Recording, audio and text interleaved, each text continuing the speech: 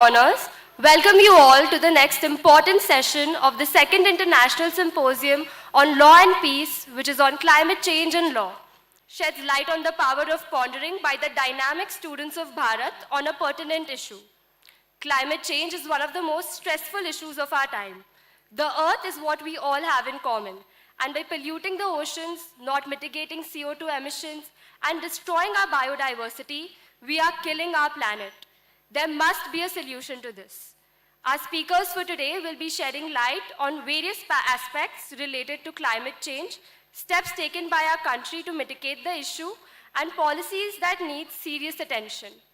Before we begin, I would request the technical team to kindly relay the session video on climate change and law.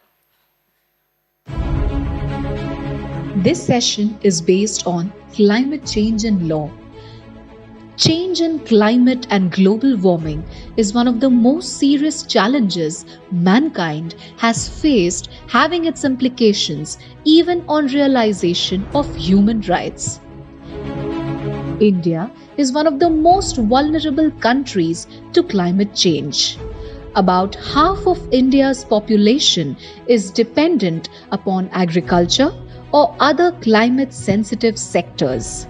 About 12% of India is flood-prone, while 16% is drought-prone.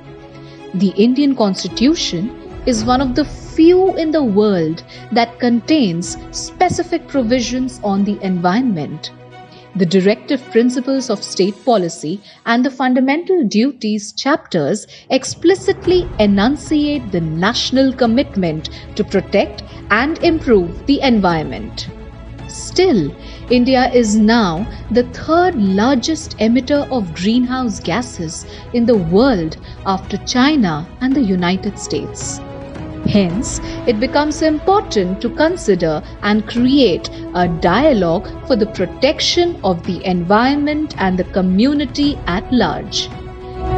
These laws have become the perfect recipe to ensure innovation in compliance with ethical and legal standards, combined with the legal protection to protect the efforts that go behind them. Therefore, in this session, we will discuss climate change and laws regarding it.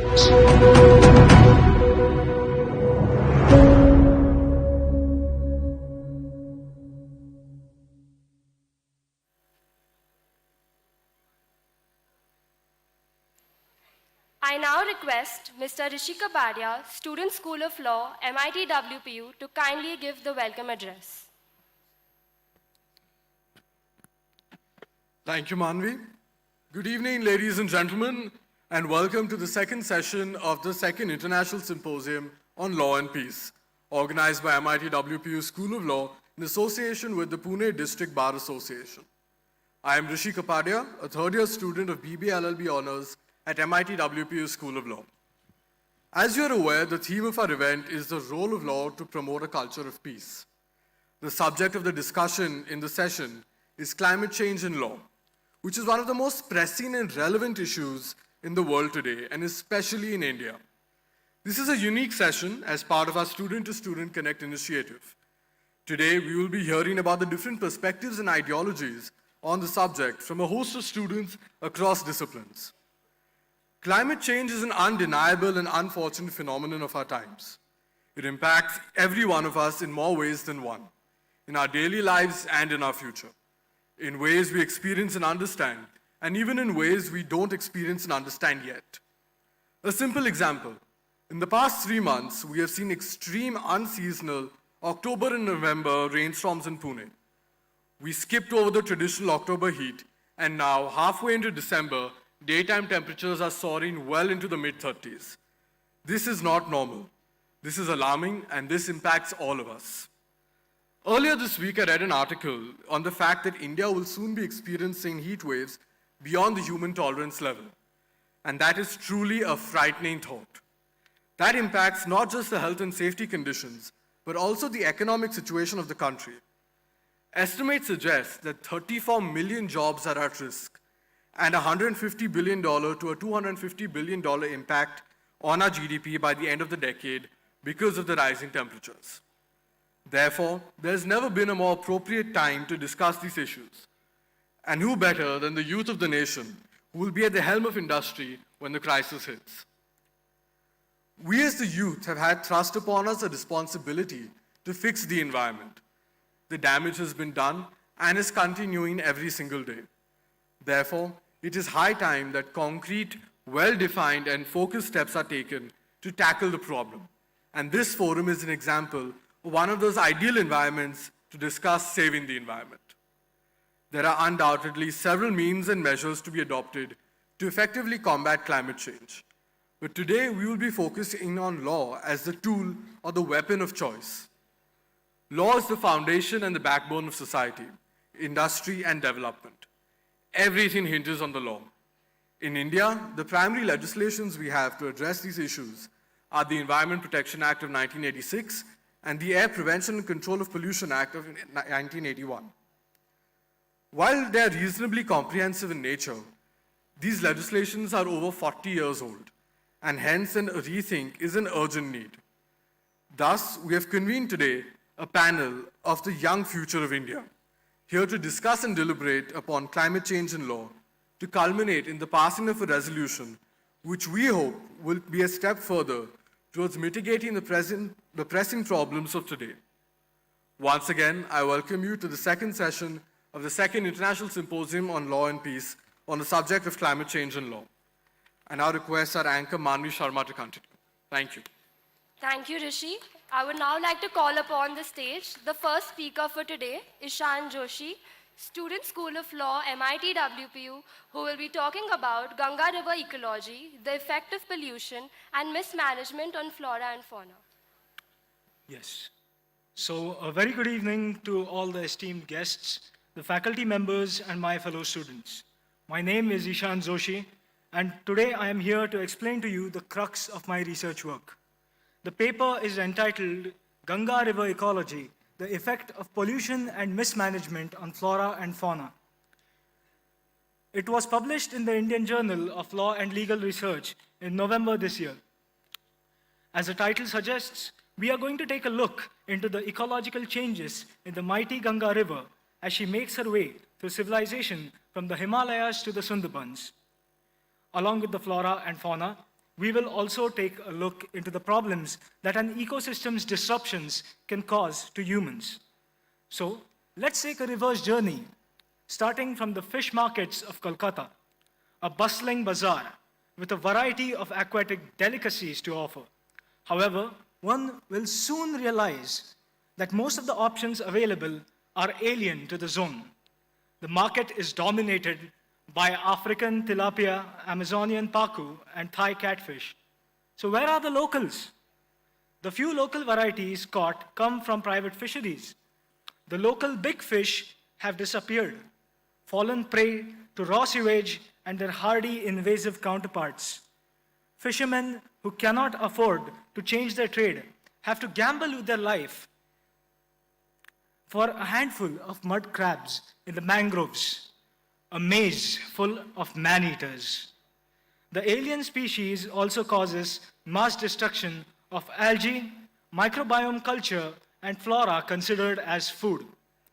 The introduction of invasive species effectively topples the established food chain. Though the Ganga looks clean on the surface, the absence of indigenous species is alarming. One of the world's biggest river basins has a disrupted ecosystem. Apart from aliens, what kind of invisible enemy are we fighting? So let's go upriver to the holy city of Varanasi. The water looks pristine on the surface, full of plastic, wet waste, nets, and filth underneath. Ashes are scattered in the sacred waters, and there have been instances of half-burnt corpses being found afloat. The big fish have disappeared from this region as well. Upon testing the water, one may find that it is full of fecal coliform bacteria, human waste. While the safe count of FCB is below 500 per 100 ml, the count in the Ganga is 82,000. Taking a dip to cleanse your soul will leave you dirtier than ever. Diseases such as jaundice, Cholera, typhoid are rampant in the area. But can rituals be stopped? Is the revelation of an unclean Ganga a sacrilege? Raw sewage is discharged directly in the rivers by factories. The microbacteria break down the sewage by using excessive oxygen. So, the river itself is quite literally suffocating. The government does have its project to clean up the river banks, but in reality, we can term it as, well, cosmetic. There is no lack of funds or engineering solutions. The banks and the surface may look clean, but the dangers within affect human lives. Fauna is affected by human waste and low oxygen levels, along with the basin's soil and the flora dependent on it. One must wonder, if the resources are available, is it a lack of political willingness? Further upstream is the city of Kanpur, famous for its multi-billion-dollar tannery industry. The number of tanneries per square kilometer is more than anywhere else in the country. The tannery effluents are the worst pollutants. Chromium, lead, arsenic in water can cause skin diseases, blindness, lung cancer, and death. The tannery discharges most of its waste into the river, with some polluted water being redirected to farms for irrigation. Toxic soil, toxic crops, food for thought. 50 million gallons of industrial waste is discharged per day, and it dissolves a few kilometers away from the outlet. That's the invisible enemy. So how do we catch our camouflaged foe and bring the polluters to justice? Scientists at IIT Kanpur have a solution. Revolutionizing the collection of evidence are hyperspectral cameras that can pinpoint the path of discharge, tracing it back to the polluters. The technology is surely a game changer in the hands of the law. But the damage has already been done, all the way downriver. Is there any hope? And what of the Himalayan regions? Well, up in the snowy ranges, the water is still pristine. The flora is thriving. The local fish species are abundant. Apex predators of the rivers, such as the goonj catfish and the golden masir, provide hope for a healthy ecosystem. While gharials and the magar are under threat, they find safe homes in the neighboring Chambal River thanks to efforts in conservation. Now to find a solution. Polluters can be brought to justice, but can the public at large be penalized? The culture and industry are such that the river is bound to be polluted. Belling the cat called society will be a tricky affair for the law. While factories can be more thoroughly regulated with limitations on discharge, it is the social responsibility of every citizen to keep the Ganga clean. The government bodies cleaning the river should be held accountable to the public. The introduction of invasive species should be stopped, and the indigenous species should be reintroduced. Reducing the cascading effect is paramount to save India's blue jewel. I would like to thank the local bodies across the Ganga River, Nick Whitaker of the Gharial Ecology Project, IIT Kanpur, the leather and textile departments of NID and NIFT, the Tata Power Company, and Dr. Jeremy Wade for sharing the data, notes, and experiences to help the conduct of this research. We can start spreading awareness today and do our part. Thank you. Thank you so much, Ishan, for that insightful speech.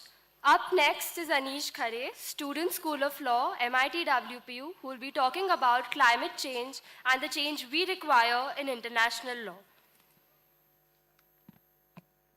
Thank you, Manavi. I'm sure everyone would have preferred an announcement of tea and snacks, but you unfortunately have me. And although I cannot promise you the same feeling of relishment, I'll definitely try to make it as interesting as possible.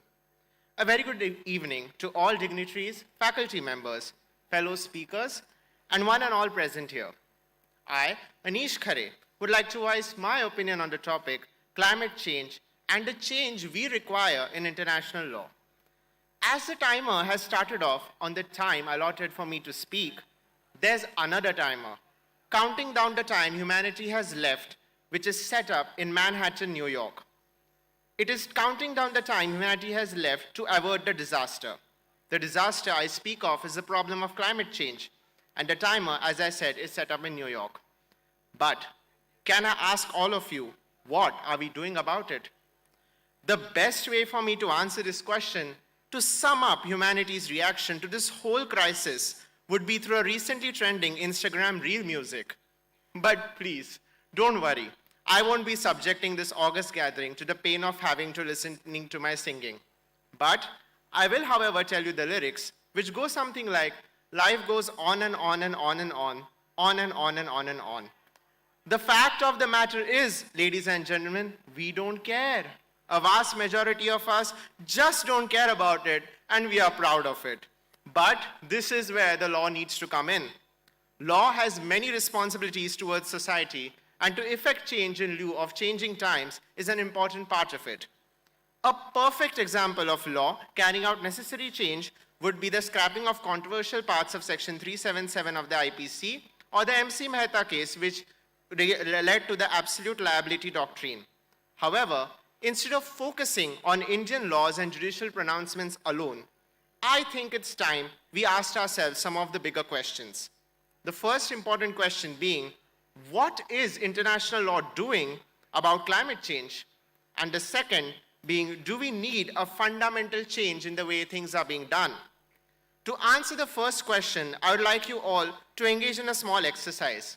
All of you just focus on the next lines that I'm about to say and try to remember, where have you heard this before? All right, here we go. The first line is, breaking news, landmark treaty signed, heralded by XYZ president as the solution to the problem. Cut to a few years later, and you'll probably come across the second line, which goes something like, United Nations Environment Program states, not enough progress made, goals not achieved. I'm sure this cycle is familiar to most of us. After all, the ambitious targets set by these treaties are left as unachievable as the ambitious weight loss goals we set for ourselves after every holiday season. But unfortunately, the problem of climate change is a tad bit more important than the extra pounds you gain during Diwali. That being said, I'm not saying that climate change treaties are not important, but in their current form, they are just ineffective. For any piece of legislation to be successful in any country, there needs to be a cohesion of three aspects. First, the legislature that makes that law. Second, the executive that implements that law. And third, the judiciary that holds the violators accountable. We have words of law, but no executive agency to enforce them, and the treaties are void of any sort of accountability. To give you all an example, Article 3, Clause 14 of the Kyoto Protocol stated that if any country fails to meet the targets set by them, they can simply take the difference between the achieved and the unachieved amounts and carry them forward to the next evaluation period. To give you all an example, if tomorrow the United Kingdom said that they are going to cut emissions by 5% and they achieve 2.5%, it means the difference, that is the 2.5% left, will be carried on to the next evaluation period with no penalties whatsoever. Furthermore, the parties to the protocol could choose their own evaluation period. Australia famously made headlines when they chose a very short evaluation period for themselves. It comes as no surprise that the Kyoto Protocol yielded no measurable results. But what we were to expect? A law that has no accountability and that is as customizable as your next coffee order at Starbucks was bound to fail. But like the string of failing sequels of a movie, this sad saga has continued for all climate agreements that have followed this main hero, including the famous Paris Climate Agreement. Although the Paris Climate Agreement likes to tout its own horn about its binding nature, the agreement has still no clause or article about penalties to nations for non-compliance. I ask, how long can this continue? How long can we keep pushing our responsibilities onto the next evaluation period? Do we just get another treaty that does nothing? I think we have had enough of those now. What we need is binding treaties that don't just set out ambitious goals, but also make provisions for regular scrutiny of nations, and most importantly, sections that gives out fines and sanctions for non-compliance. This is because the law of convenience will simply not do. Out of the many signatories to the Paris Agreement, it has been stated that only Morocco and one other nation are on track to meet their climate goals of stopping global temperatures from rising above 1.5 degrees Celsius. And yes, the people of Morocco deserve our congratulations. Heck, they deserve a Nobel Prize for having done this. But unfortunately, they alone cannot combat climate change, which is why the law of convenience must go. To answer the second question, yes, please, we need a fundamental change. In my opinion, that fundamental change should come in the form of a brand new international organization that I would like to dub as the World Environment Organization.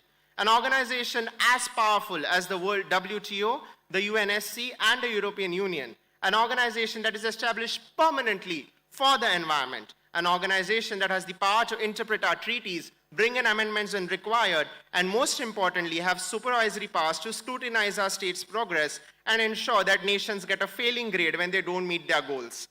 The WEO needs to be the next step.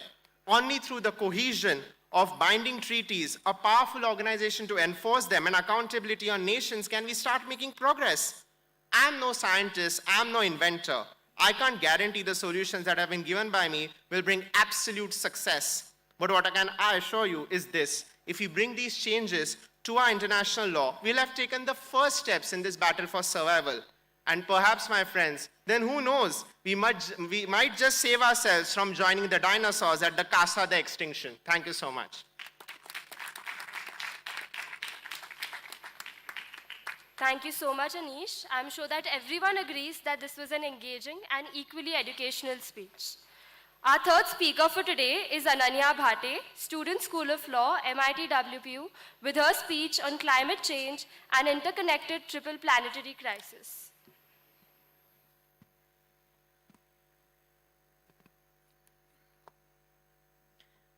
Good evening, everyone. The philosophy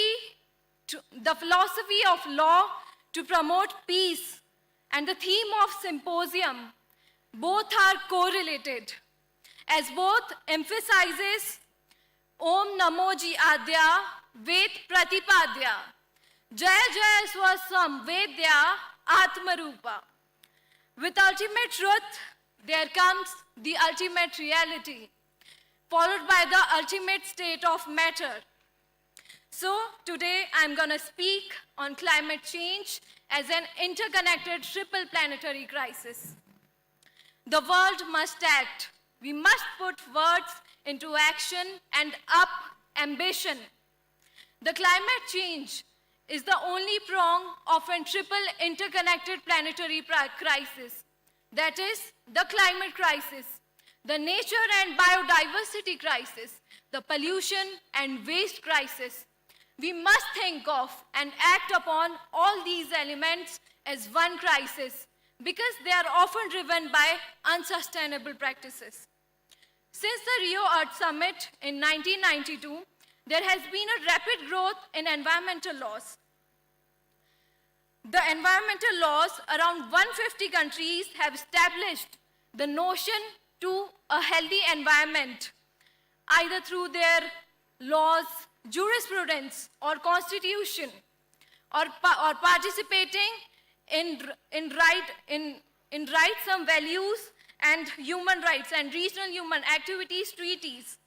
So to navigate such action, laws need to be clear and effective, inclusive and participatory, rights-based and capable of facilitating a just transition to greener industries.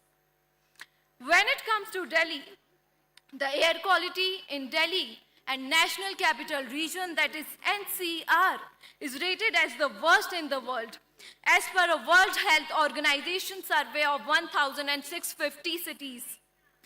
Air pollution in India, yes, it is considered as the 5th largest killer, and it is also estimated to kill about 2 million people every single year. Again, in Delhi, The poor air quality damages irreversibly the lungs of 2.2 million people, and 50% are children among them.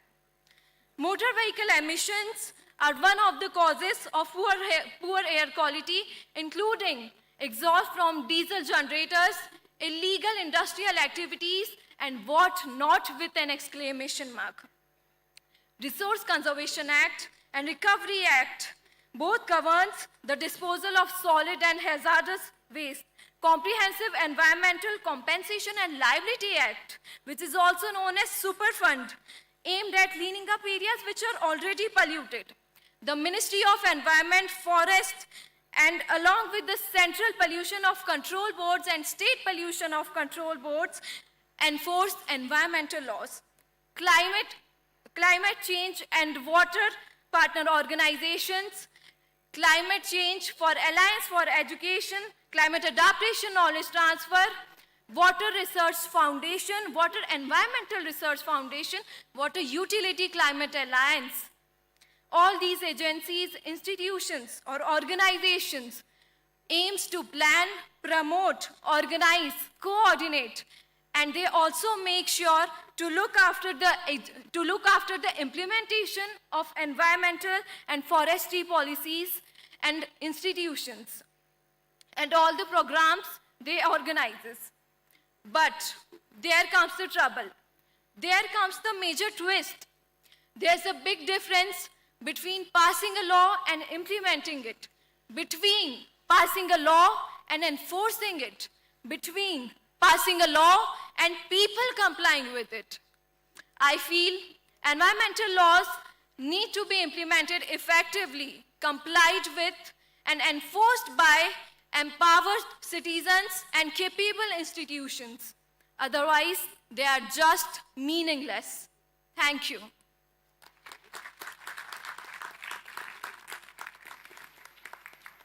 Thank you, Ananya. Those were some truly impactful words. Our next speaker is Nitish Tiwari, student, School of Pharmacy, MITWPU, with his insights on global warming and laws required to control global warming.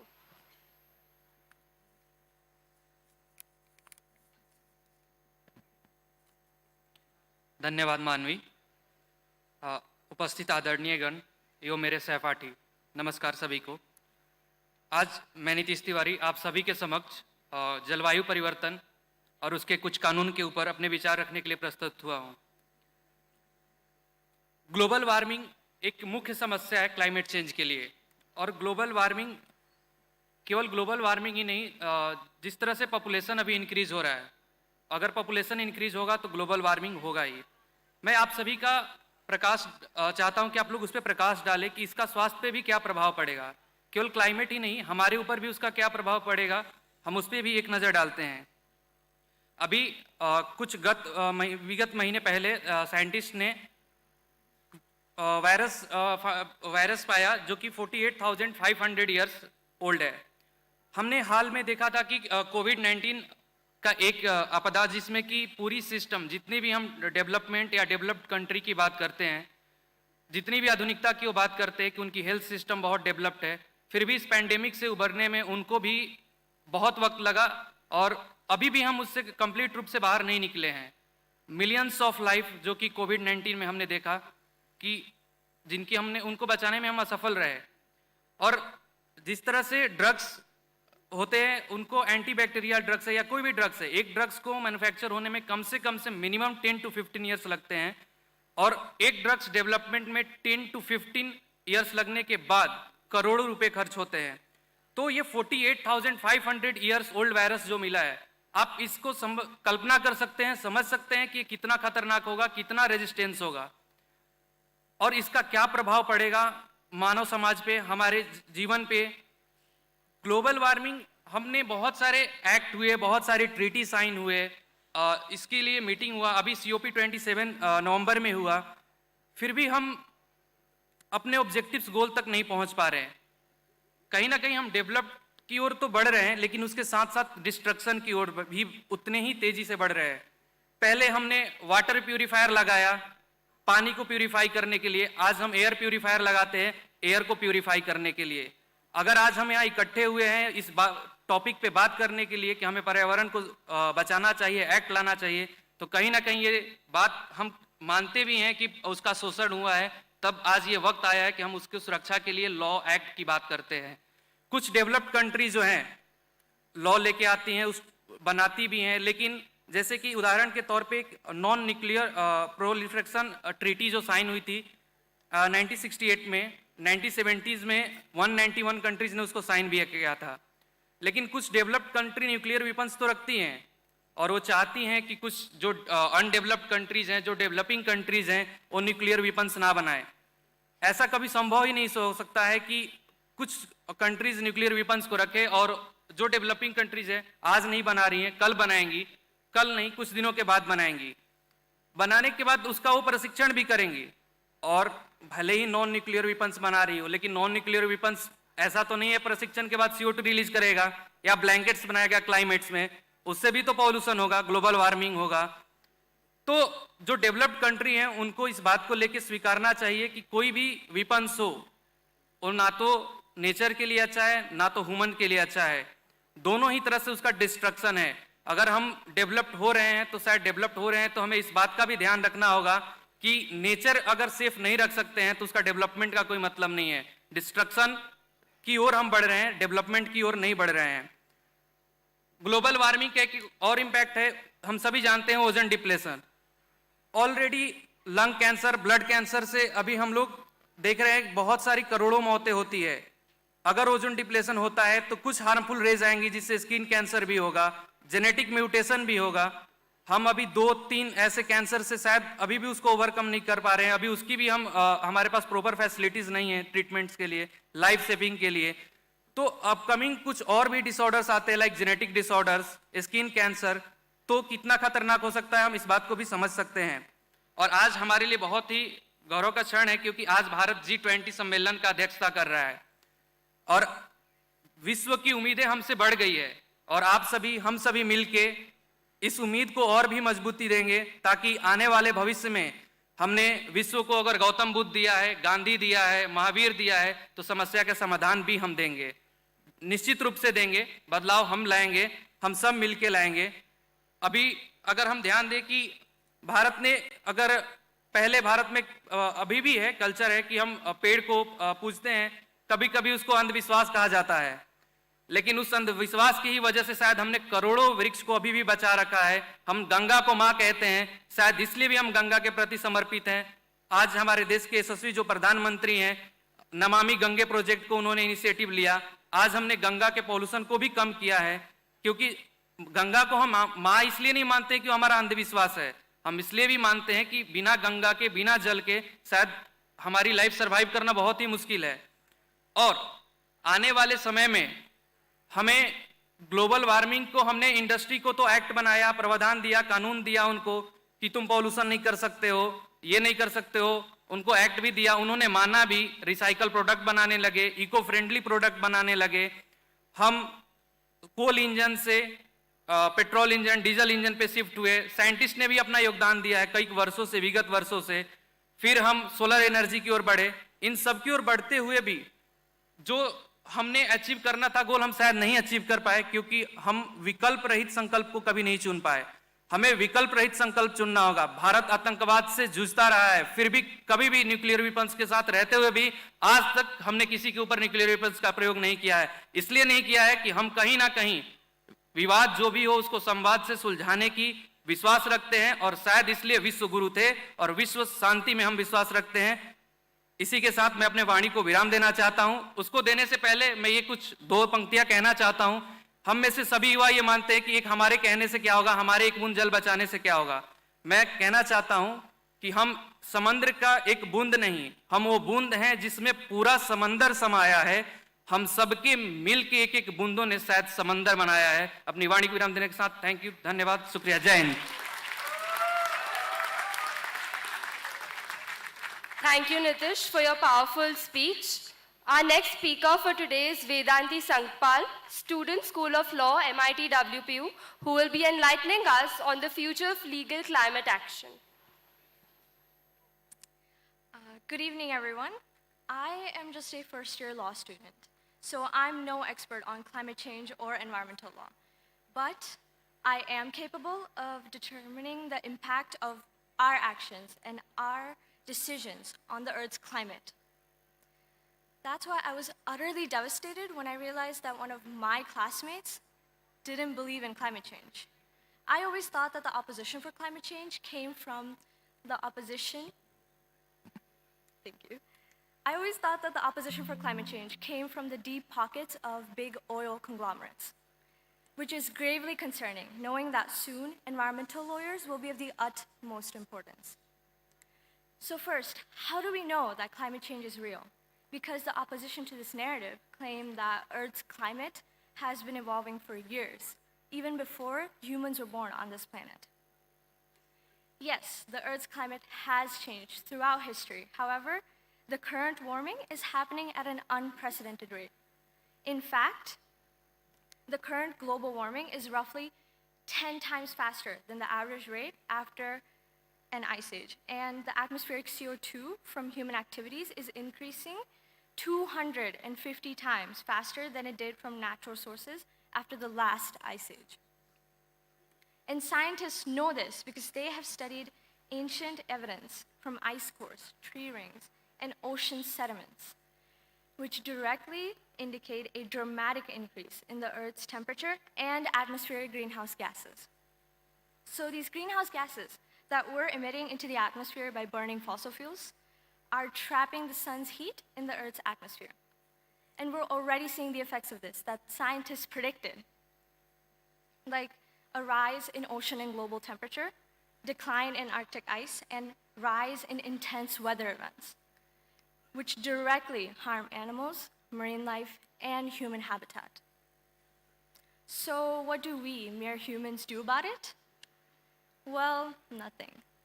Not individually, at least. But as a society and as lawyers, we can, in front of global authorities, advocate for policy changes and laws that will enforce mitigating and sustainability measures to force big corporations into reducing their impact on the climate. Law will play a big role in the future of this planet. That's why we, as lawyers, need to be more aware, prepared, and educated for this change. Thank you.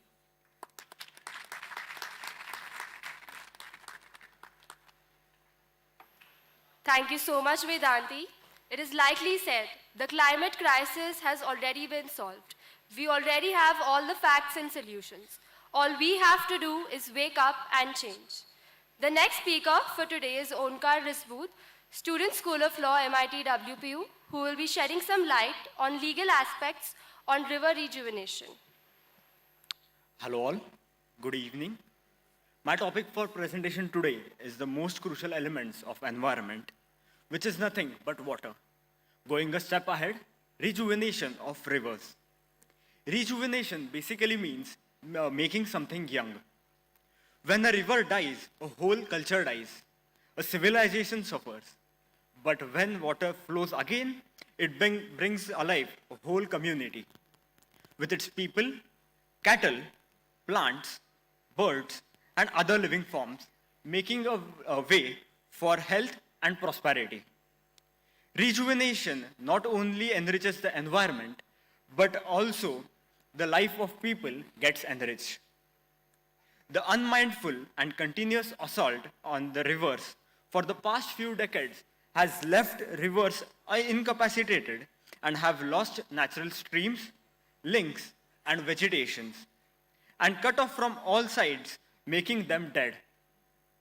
A price paid for a so-called development, growing urbanization, degradation of natural vegetation, soil erosion, and overexploitation of groundwater have led to rivers drying up.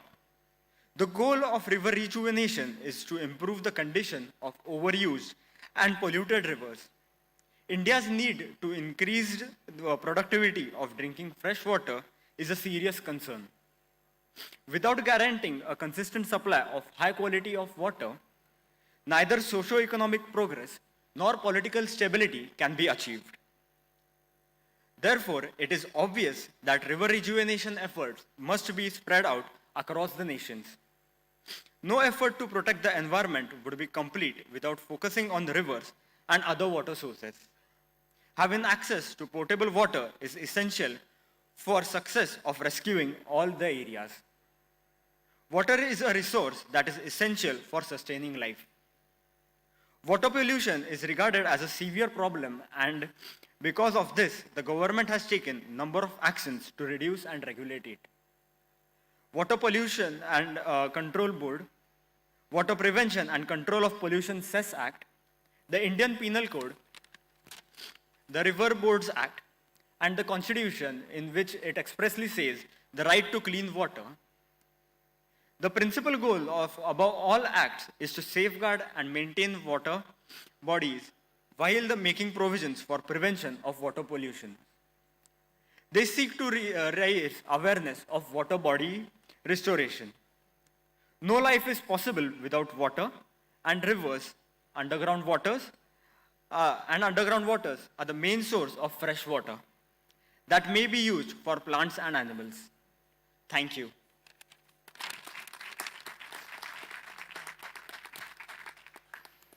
Thank you, Omkar. It is lightly said that the greatness of our nation is rooted in our great rivers.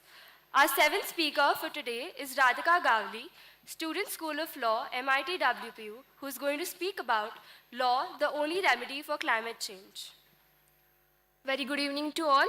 I, Radhika Gavali, stand before you to express my views on law, the only remedy for climate change.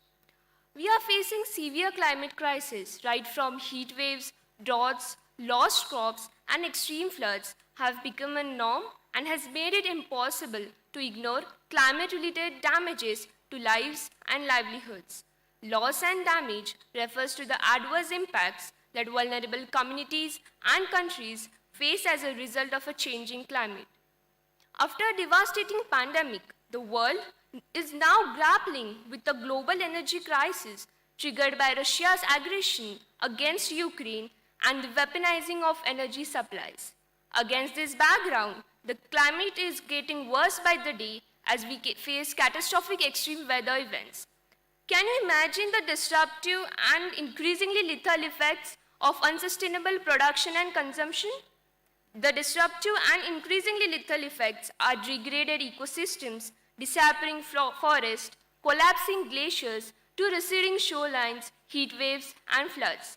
If we want our coming generation to inherit a habitable world, we have to change the paradigm of our economic models and entire ecosystem of the globe. The changes we face are inescapable. Society as a whole should make a collective effort.